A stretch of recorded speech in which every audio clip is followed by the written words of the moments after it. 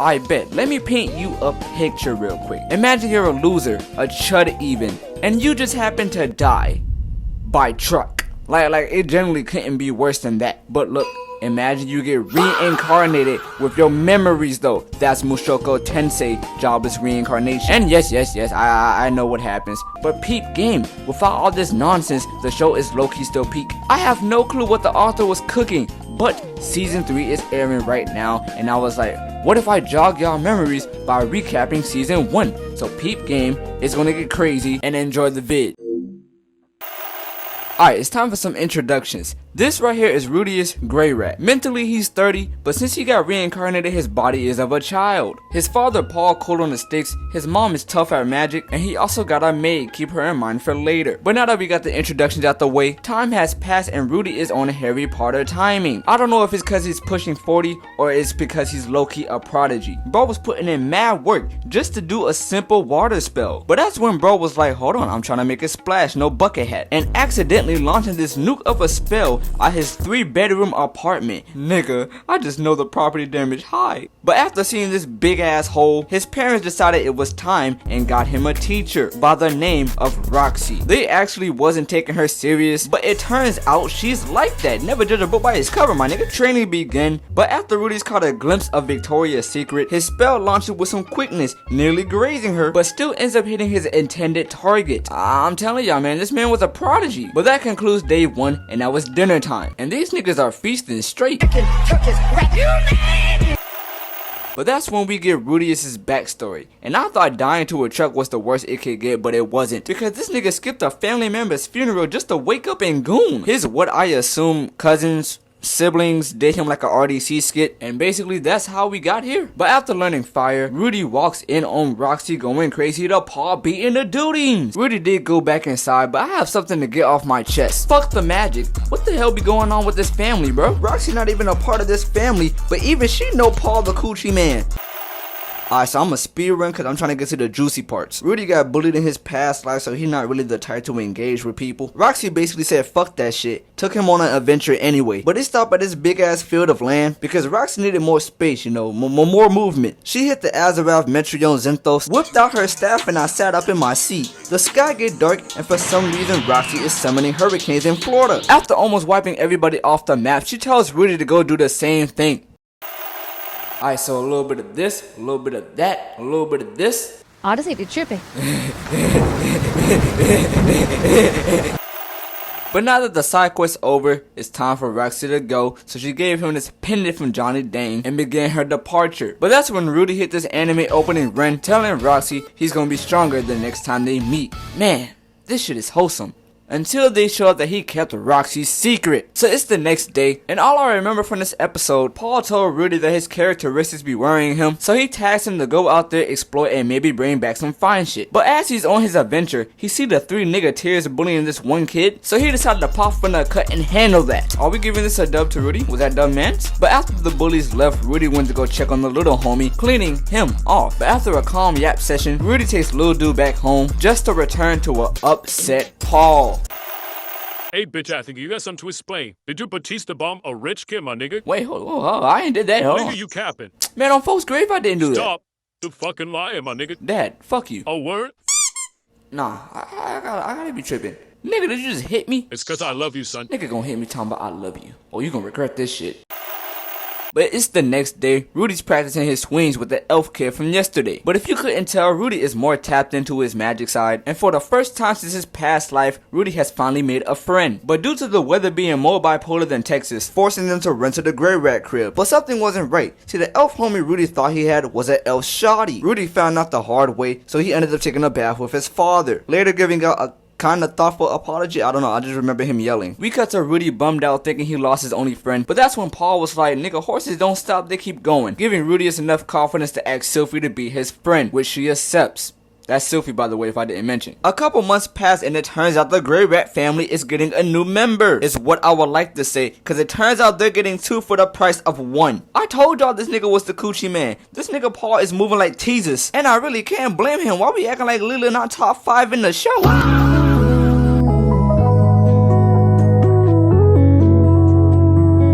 Lilia and Rudius' mom Xena is trying to figure out what they're gonna do. But that's when Rudius came up with a top 10 IQ plan. Hey ma, why are we kicking Lilia out when it's literally our dad's fault? My own folks' grave, I see him being quiet on the creek in Lilia's sheets. So realistically, you should be punishing him on Hood. But you know, I'm just a kid telling you what I saw. Don't break up my family because you decided to date Nick Cannon. And just like that, Lilia's job is back in state. But for Paul, he's not getting none anytime soon. But that's when we end up getting Lila's side of the scandal. And it turns out she lured Paul in, leaving a crack in her door. Even though he could have resisted, he didn't. Anyway, this is Aisha and Norn, the hell spawns of Paul. But although Paul's training is intense with Rudy, his son just another him. Sophie appears and they end up going on their own side quest, where he tells her he low-key want to expand his aura, up his chi. But she was not rocking with that. How she was Rudy's first friend, it was vice versa. But he just comforts her and tells her he'll be back before another Cardi album. Later that night, Rudy ends up getting a letter from Roxy. She's tutoring another student that's a bigger gooner than him.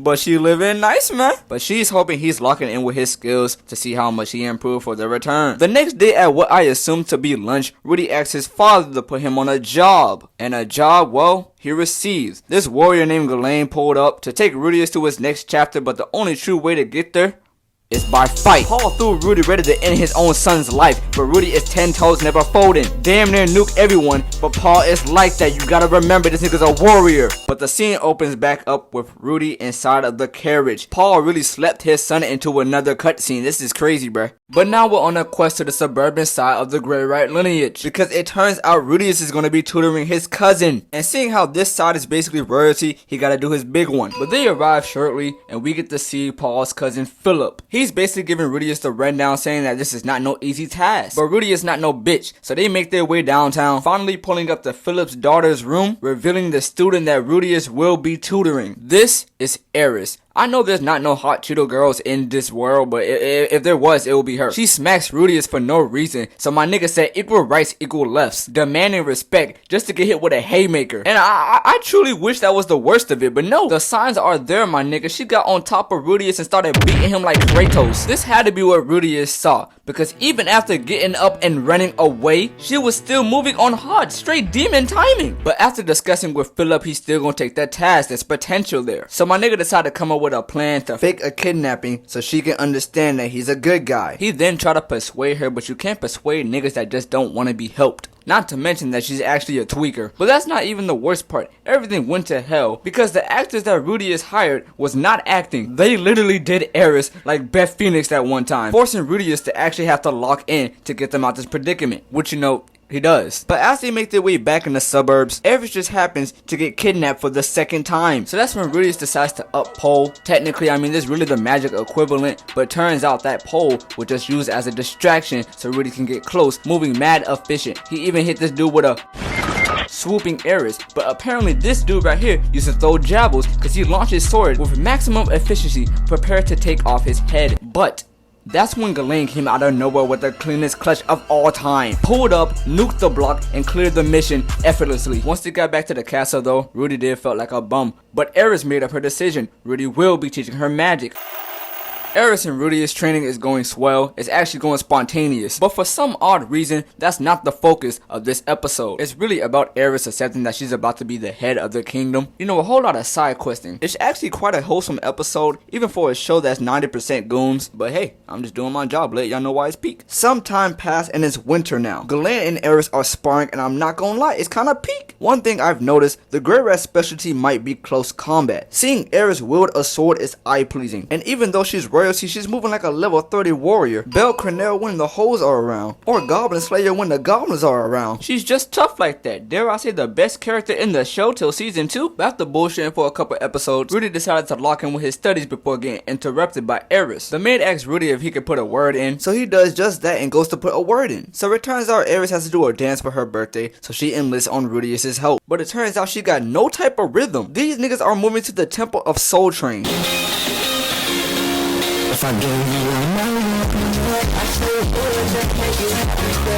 Over time, she gets the hang of it. Meanwhile, Rudius is selling sculpted figures of Roxy. But without further more ado, it's time for the party. They got Rudius fitted, and they got Eris fitted as well. But the question at stake is who gonna step up to dance with Eris.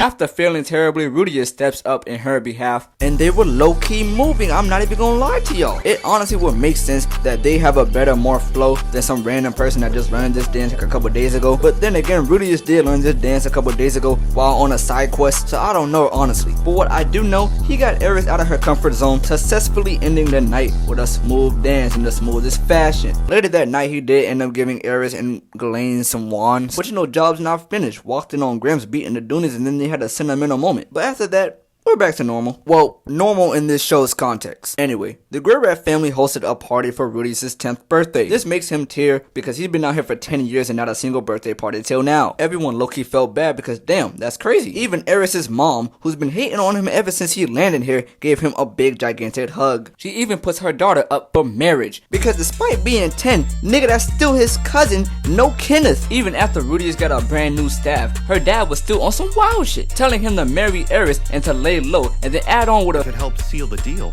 I'll throw her in your bed with her hands tied tonight. Man, what are we talking about here, man? Even after Rudius declined, she still managed to end up there anyway. And I'm gonna have to skip forward because I'm not promoting this on my channel. She then hit him with a Tekken combo and then said some shit like wait 5 years or something like that. This freaky ass family, man. But we cut to Rudius, Ghislaine, and Eris outside, you know, practicing their spells and shit. When this random ass storm appeared, Ghislaine felt like something was fishy, and it was. The Anbu blackouts pulled up for no reason, but suddenly Saturn blew up, causing this big ass nuke, wiping everybody off the map completely. Rudius appears to be dead again because this white figure is on his ass like, boy, your whole head made out of alley rat tails, your little ugly ass, boy. Your ass look like Lil Uzi stepped on brother, boy. Your name Lil Vazuki Spurt, your little nasty ass. And what the fuck are those on your feet there? Them the shoes Jackie Chan went on prom, man, your little ugly. But it turns out it was just his consciousness. Eris is slumped and he's confused on how he woke up in a cave. That's until we get a glimpse of this one dude. Rudius is up in pole because you really can't trust nobody out here. But dude right here is like, calm yourself. Me no want beef. This man right here is named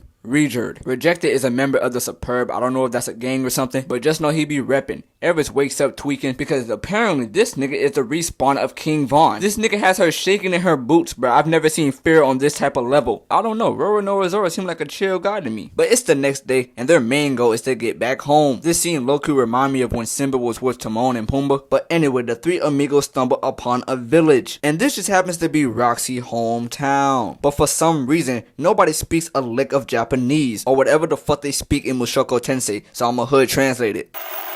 Do they happen to be children? Yes, me, felly brother. You wait out of time, eh? Me brother Bamboozle. But you look like my nigga Roxy. Don't hold your tongue, me brother. Speak knowledge. My brother, that's my dada. But yeah, it turns out resume isn't allowed in any cities because apparently some crazy shit happened between his clan that I really can't understand. But look though, they still got a quest to do, and that's find the families. Roxy's parents gave Rudius this big ass sword, and he automatically gave it to Eris. I mean, that's the smartest thing he could ever do in that situation for real. Cause my nigga, do you see the way she's moving with this bitch? This is a pack of Mushoku Tensei wolves, and she's over here digging on them niggas. But they arrived at the city, got some new identities, and Resurrection over here looking like Lil Uzi. This episode was low-key filler. They went on one side quest for real, but I don't feel like covering that BS. We got to Roxy with two of Paul's old companions, and I'm not gonna lie, Helena Elise. She doesn't appear much in this season, but in season 2, y'all gonna feel my wrath. We cut to Rudius and the gang on an actual mission. Retainer is over here moving like never before. I ain't gonna lie, animation swell. And I can't even count out Eris because she was low-key moving crazy too. But then there was Rudius, the only one that wasn't moving crazy. This nigga's sorry right now, bro. You fell in the whole team. That is until he got a second chance to enter the light. But this nigga is so sorry, he missed point blank period. But like I mentioned before, we have Resonate. The lights were too bright for Rudius, but not bright enough for repair. Eris then came in with the assist, and that's when Rudius locked in, booming this nigga's chest piece.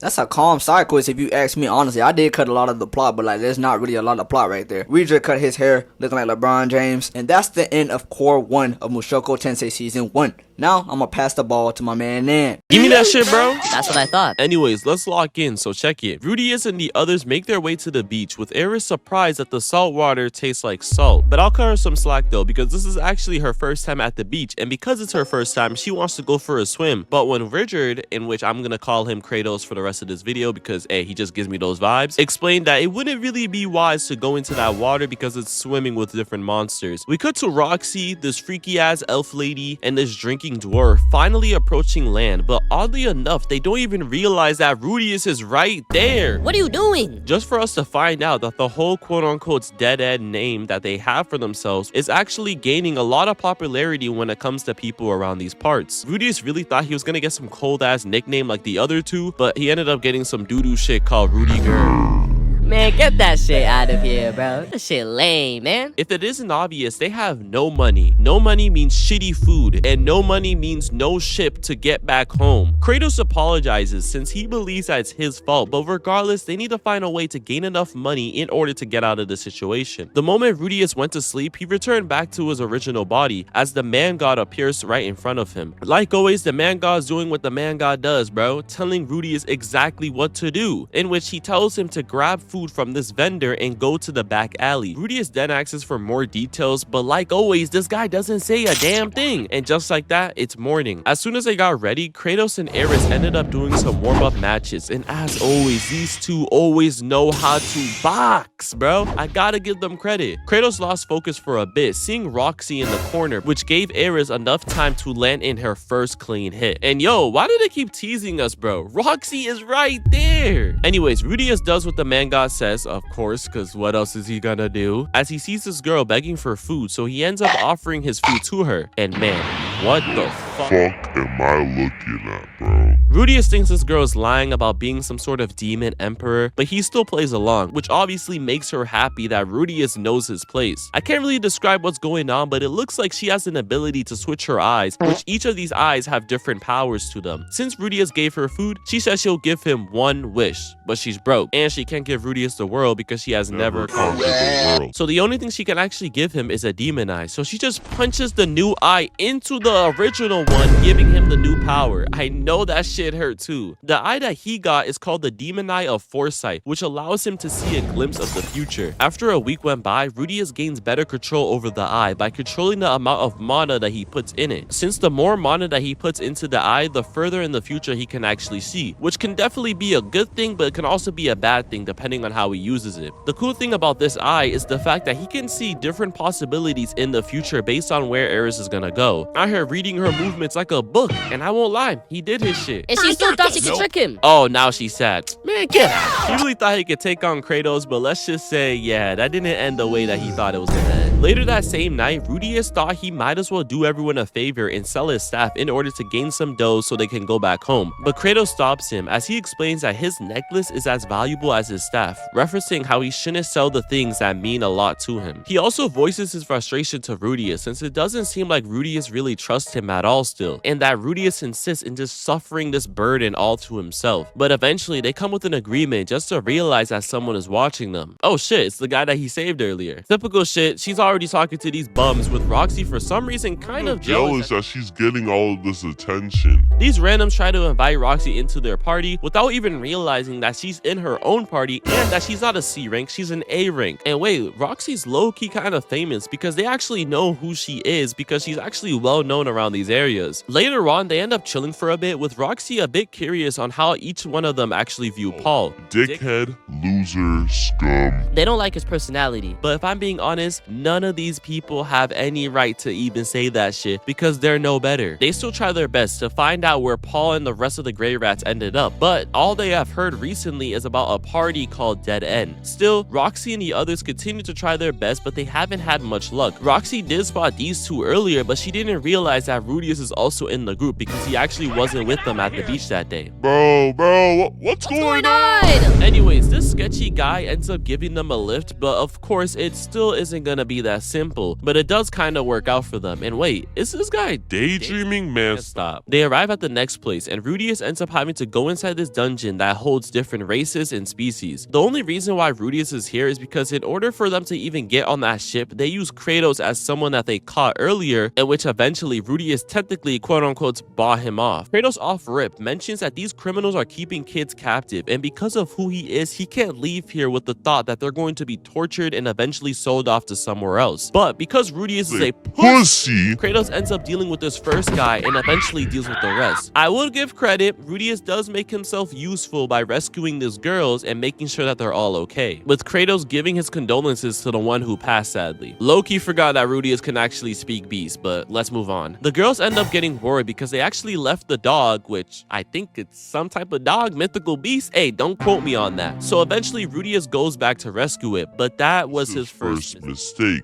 Because the moment Rudius gets back, someone sees what he's doing and uses one of their abilities to make Rudius stop moving. These guys are actually not the criminals, but they're actually beast people, and they actually came here to rescue those same girls. But because of how this looks right now, it kind of looks like Rudius is the one that captured these girls and that he's trying to capture this dog for himself. So they think that Rudius is one of the smugglers, so they end up taking him with them. Rudius' freaky ass ends up getting put inside this outside cell, glorifying the living conditions that they gave him as he awaits for his execution. And man, where is his clothes, bro? Come on. The beast woman clearly don't like him, and no one else, because they believe he is the one that captured their people. So why else would they like this guy? A few days go by and a new guy actually ends up getting caged in with Rudius, and his name is Geese. With Rudius finally getting worried because all of these days have passed and his friends are still not here looking for him. Wait, what are you doing? Later that same night, the whole forest ends up getting covered in flames, meaning that the beast people are under attack. Even though the beast people tortured him, Rudius knows that these criminals are doing way too much, so he decides to go down in order to help them. First, Rudius makes sure to stop the fire while this one comes in slashing these bums. Rudius ends up working with him, turning the floor into mud so he can go in eliminating some of these criminals, as we see a familiar face, and of course it's this guy, man. I knew it, bro. You can't trust these people, bro. They look evil. He also tricked Ares and Kratos, hence why they haven't been here yet. Still, they charge in again, but this guy still isn't backing down without a challenge, and he was even able to land a hit on Big Beast Brody. And obviously, I'm not surprised, Rudius ends up becoming a little pussy for a second, and he was just about to let him go until White Doggy ends up charging straight in, bro. He's not scared of that smoke. And because of Rudius seeing what White Doggy is doing right now and how White Doggy is not backing down without a challenge too, he ends up locking back in so he can finally do something. He uses his foresight eye, but it still isn't good enough. Just before he was gonna get sniped off, Doggy ends up stopping the attack, which gave Geese enough time to blind him with sand, and also giving Rudius enough time to charge up this massive attack. God damn. This is what I like to see, bro. This shit means something to me, man. Rudius isn't acting like a bitch. Towards the end of the battle, Rudius ends up passing out, but the moment he wakes up, he sees Ares and Kratos with the beast people sincerely apologizing, mistreating Rudius since they thought he was the one that kidnapped their people. Even the chief was expressing his thanks, while Ares goes off explaining the bullshit that Kratos had to go through in order to even get here, and eventually for her to get here, explaining that she can't wait to tell all of these stories to her grandfather. But I'm not gonna lie, gang,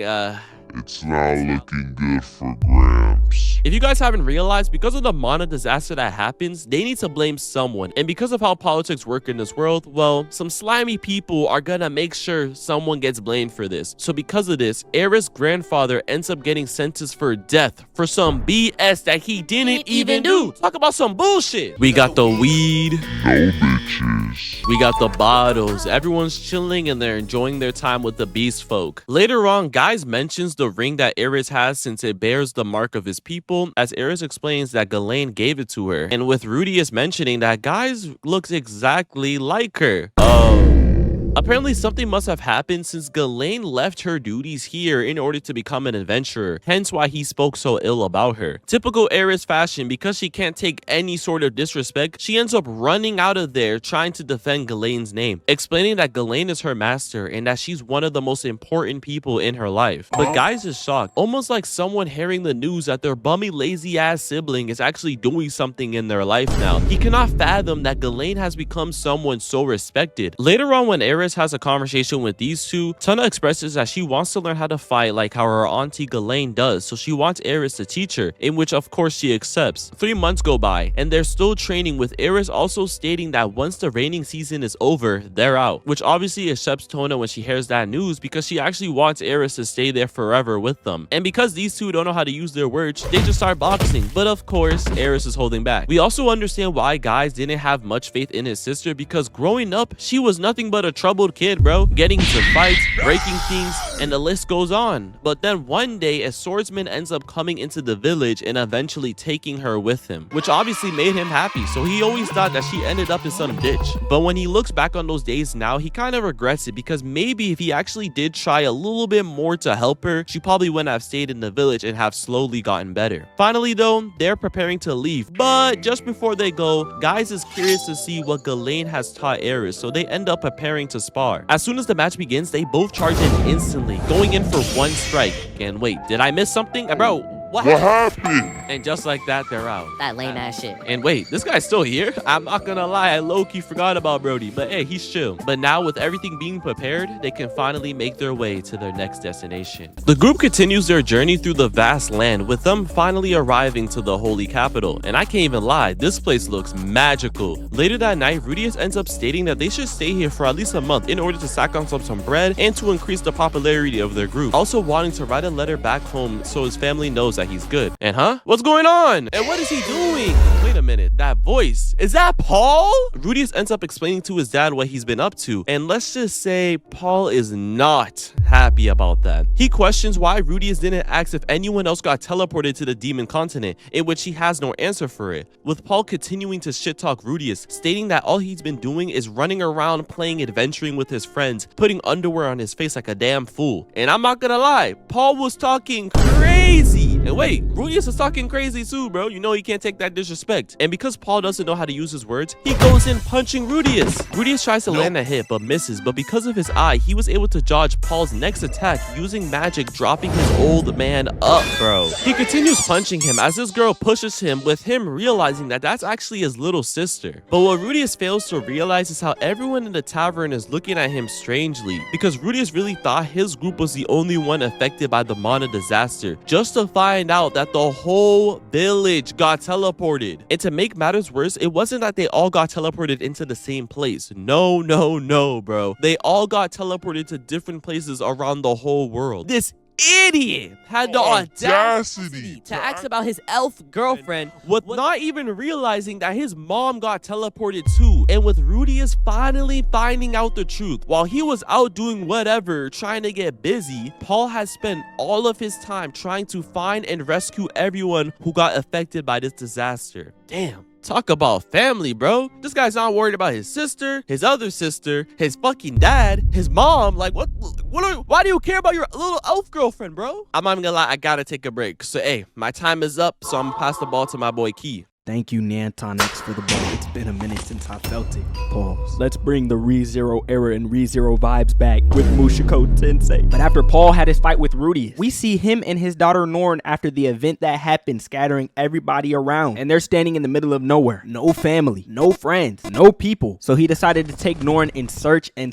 But they turned up nothing. Norn tried to keep him in high spirits, but he started becoming an alcoholic. That drink was too good. But we see him in the bar talking to a man. He's basically saying, yo, what you did to your son the other day, bro, that was not cool. He went through the devil's continent. As a child, he may be a prodigy, but he was bluffing to you. He was acting like it didn't affect him, but nobody, regardless of their skill level, could just walk through there as an 11-year-old boy and take it on the chin like a man. And Paul's asking, did he do all of this just to protect me? The guy's saying, yeah. I mean, look at you, bro. You're a bum. You're probably broke. You're pathetic. I could tell you were pathetic if I was blind. I don't need prescription to see how much of a loser you are. I'm out. I'll see you. Better make up with your son, though. And we see him walk inside at night, and he's trying to comfort Norm, but he starts seeing Rudius, and he's going insane. And that's when he decides, hold on, all right, maybe I should make up with him. So he goes to the bar where Rudius is chilling. Eris instantly tries to get him out of the building. Rougerd, I'm probably pronouncing it wrong. The demon from the continent picks her up and walks out and says, you're doing the right thing, buddy. Rudius isn't even making eye contact with him, but he says, why are you here? And he says he wants to apologize for the incident that happened yesterday, but Rudius is saying he's right. He's saying he really should stop treating everything like it's a game. Just because he's a prodigy doesn't mean someone could sneak up on him and take him off the map one day. But Paul asks him, what does he plan to do next? And he says, oh, I'm just gonna go back to where Eris lives. We're gonna go find her family, all that stuff. And Paul's saying, yeah, no, cut it out with that. They're gone. There's nothing there, no buildings, no people. But he says he's still gonna take the trip. And that's when the random bartender just says, hey, you should look him in the eye. So Rudy actually decides to do it, and he's saying this is a familiar look. We go back to when Rudy was alive. He's playing a game against somebody. Look at his setup already. You can see it. It's like the dudes who play Smash Bros with the GameCube controller instead of a regular controller. If you don't just pick up a Joy-Con, bro. And the dude's saying, I wish I could skip school like you. Obviously, Rudy doesn't like this because he doesn't want to skip school, and he pins him to to the ground. And he's saying he was planning to apologize when he came back. He never came back. But he realized that he was just trying to cheer him up in a different type of way. And that's when Rudy suggests we should both act like adults. He noticed the look in his face, he noticed he was down, and he ended up giving his father a hug. And all Paul can do is begin to cry. Have I mentioned how Paul is the GOAT? Probably best character in Mushoku Tensei. But when Eris and Rudyard come back to the room, Paul gave them a bunch of travel money so they can make the trip themselves. Did I mention how Paul was the GOAT? And Rudy tells Eris, yo, there's probably nothing back in your hometown. Do you still want to go? Eris says she already prepared for this. Let's leave. And Rudy's his own little sister doesn't even say bye. Dang. But he departs and he tells his father to take care. So as Rudy and friends continue their journey, they end up on a ship to sail the seas. Rudy's goal is not just to reunite with everyone he knew, but it's to also better the reputation for Rudyard and his race as a whole. I'ma just call him Demon Dude, bro, because I don't know, saying Rudyard, I feel like I'm pronouncing it wrong. But that's when he remembers what Paul told him. His family, even Sophie, is still out there, so he needs to search for them. And that's when he says, I can't wait to reunite with Roxy. And that's when we see Roxy talking to BoJack Horseman. But that's when BoJack Horseman says, oh yeah, a party of 3 named Dead End burned me back in the city. It's kind of bad. And obviously Roxy did not like hearing the name Dead End. But BoJack brings up the question saying, have you visited your family? This snaps her out of it. She's like, no. And he says, yeah, you really haven't matured. No way you haven't gone to see your family. You should probably go do that. You only got one family. I argue with my family, but you only have one family, so go visit that one family. And she goes to visit that one family. But Roxy can't use telepathy, so when people try to communicate with her in the village, she doesn't know what they're saying, so she continues running. She even heals this kid who gets injured playing. They try to communicate with her. She doesn't know what they're saying. More people try to communicate with her, and she still doesn't know what they're saying, so she runs all the way back to her house. She goes to talk to her family, and they're like, you should visit more. At least every 20 years, maybe every 50 years. It's been some time since we've seen you. I know they age differently, but they're talking about 20 years like that still isn't a long time. I guess time maybe does fly for them since their lifespan is all the way up there. But visit every 50 years? I don't know, maybe that's like 5 months to them. But she says she popped in to say hi and she's already ready to leave. And that's when her mother breaks down in tears. She goes back to remembering when she was a child and she tried to play with everybody else, but they just stared at her and couldn't communicate with her because she couldn't use telepathy. So she ran home crying, thinking that everybody just hated her. And we see her back in the modern day and she starts to cry herself. She has a heartfelt moment with her family and she even stayed the night. She didn't pay them a 5-minute visit and go on her journey. She spent the night, even had a meal with them. But then that's when her dad says, a student of yours visited 2 years ago named Rudy. He was with the girl too. And they even speak about Demon Dude saying he's a member of the Superb tribe, but he's chill. Maybe they're not all so bad. But Roxy decides to continue her journey and she believes that Dad and his Rudius and his crew. But with Roxy's party, they decide to go to the northern shore to look for Rudius' his family. But Rudius is talking to the man god and he says he hates being here because he has to sit here in his old body. But he decides to suck it up and he says, just tell me what you gotta tell me so I can get out of here. But he wants the man god to help him find his family. So he says, if I tell you, you just gotta trust me from now on. And Rudy says, that depends on what you show me. So the man god uses his demon eye to show him a vision of his little sister in an alley. He says, basically, you gotta save her. Use an alias as well. Don't tell her your real name. And send a letter to somebody you know at the castle and you'll be good to go. Now get back in your body. So when they touch down on land in the city, he tells his party that he's heard from a source that his family's being held captive in this kingdom. His maid and his little sister. No, not Norn. The other little sister. So as he sends the letter, he goes on about his day and he's looking for the exact alley where his little sister's being detained. And that's when he notices somebody's following him. So he takes a detour into an alley and puts up a wall using his magic. And he notices that this is the same alley. And when he breaks the wall down, he sees his sister on the other side. They took her letter, but she breaks free from the guards and she asks Rudy to protect her. So he puts the 2 guards standing in front of him in mud. They blow their whistle calling for more, but he uses some earth-bending earth magic to send himself in the sky and take his sister to safety. So she says that her name is Aisha and she asks for his name and he says his name is the Moonlight Knight. But when he asks if she has any family, a big brother at home maybe, she says, oh yeah, but my big brother's a weirdo. You know, he hangs at the parties with you know who. He has a bad rep. And that's when Rudy's like, oh yeah, that's why the man god told me not to tell her my name. But she also tells him about her mother locked away in the dungeon and he says, oh yeah, I'm gonna go rescue your mother. And he tells Eris and Demon Dude to use his alias when he's around her. But during the next morning, there's somebody at the door or at the curtain. And this person says, oh yeah, Roxy actually got your letter. Come back to the castle with me today. So of course he goes to the castle with her today. Is that a her or him? I don't even know. But when they don't enter through the front doorstep, Rudy gets a little confused. It's the 2 guards he saw from yesterday and they confiscate all his items from him. But he's like, I don't care. As long as I get to see Roxy, I'm happy. He goes in the door and he's looking at a bowl cut bum. We have Richie Rich sitting on his throne looking down at Rudy. And hey, there's Lilia, his maid. But they drop him down into a pit and it's a king class magic barrier and he doesn't have magic strong enough to break it. And this Richie Rich kid is on some freak timing. He says, I want Roxy back and I'm gonna put you in the Sneeko chair, the cuck chair. But he tries to play it off and he says, I'm just her apprentice. She doesn't want me. And he's like, Roxy doesn't play about her students. She wants you. So he starts thinking to himself, I used the alias. What did I do wrong? But we see what Rudius' family was doing before the storm actually happened. And as the blue light gets closer, Lilia grabbed on to Aisha and they end up in a body of water. They end up walking until they go to the capital and that's how they ended up here. But when they ask for a court with Roxy, that's when Richie Rich, the bowl cut prince, says, you know Roxy? Locks him up in a heartbeat. But we see Rudy is still in jail and this man walks down. His name is Zanoba and he's a prince as well. And he asks Rudius, what was he doing with a figurine of a Superb in his bag? And Rudius is like, this could be bad news. So he tells him, oh, I just found that junk. I bought it because I thought it looked cool when I was traveling through the demon continent. And that's when he pulls out another figurine and he says it's Roxy, your teacher. And he goes on about it. This dude's a freak too. There's freaks at every corner in Mushoku Tensei. He breaks down the very anatomy of the figurine. If I was the creator of this figurine, I might have not even known everything he broke down. But Rudius says you removed a key detail. And he says, don't worry, I can fix that if you free me. But that's when we see Eris and Demon Dude with Aisha. And one of the guards is saying, thank you for the assistance in freeing our families. Richie Rich, the prince guy, he basically took all of our families and locked them up for more power. Because I mean, what else were we gonna do? He said if we didn't serve him, he was just gonna kill our family. We don't want our family dead, so we decided to serve him. So Demon Dude decides he'll just go through and take everyone off the map, and Eris has to stay back to protect Aisha. And while Zanaba is trying to free Rudius, he doesn't know how to get through to him. Rudius says, hey, if you find a way to get rid of this barrier, you can be my apprentice. So he leaves the scene in a heartbeat. And that's when one of the soldiers gets a call that a madman is walking through the castle and he's destroying everything. Aisha goes on to explain that he's a blessed child and they have a unique ability. In his case, it's super strength, and he ripped the head off of his own sibling one time. And that's when we see him carrying Richie Rich through the hallway. Everybody's saying unhand this man, but he takes him to Rudius. And he's threatening to rip the prince's head off his shoulders, which is what he should have honestly done. So Richie Rich calls for his servants to attack Zanoba. And Eris says, hey, your families are being freed. You don't have to listen to this guy's commands. So they put their weapons down in a heartbeat. They don't care what happens to him. And as he starts pushing further and further, that's when Richie Rich snaps and he says, all right, bro, I'm gonna free him. And as a result, Zanoba breaks his arm. But we see everybody reunite with their families. It's a heartfelt moment. We all feel good. Zanoba throws Rudius into the sky and he slams to the ground. But Rudius has a talk with Lilia and she says she's glad that he's alive. But that's when Aisha asks to tag along with him on their journey because she doesn't want to serve her half brother knowing he's a freak. But he gives her a memento and says this is what you need to live by. Maybe your brother had a memento he wanted to live by. And as they set off on their journey, Aisha says, I'm sorry I called you a pervert. She knew whole time that was her brother. But that's all there is for me. We'll let Tophs have the best episode of the season.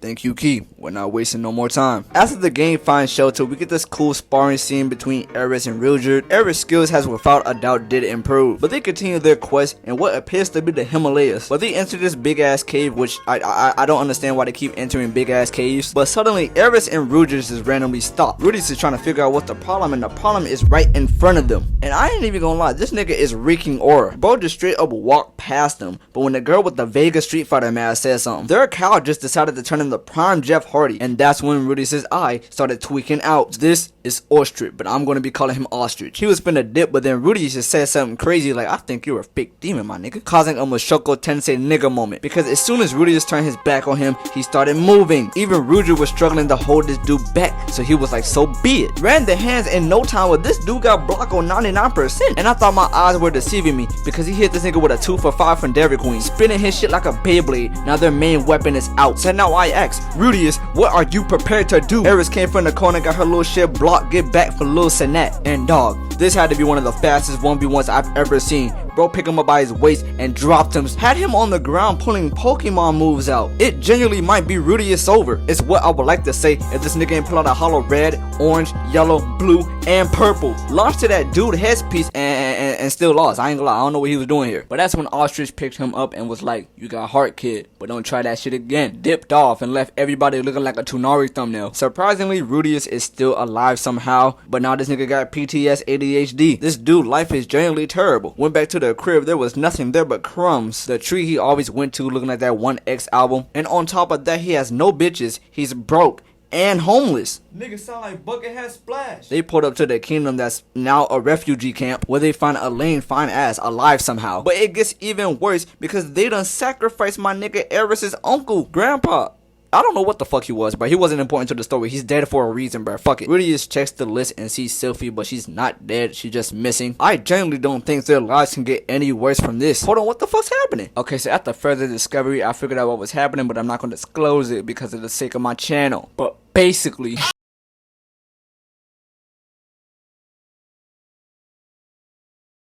thought there's so much hair on the ground.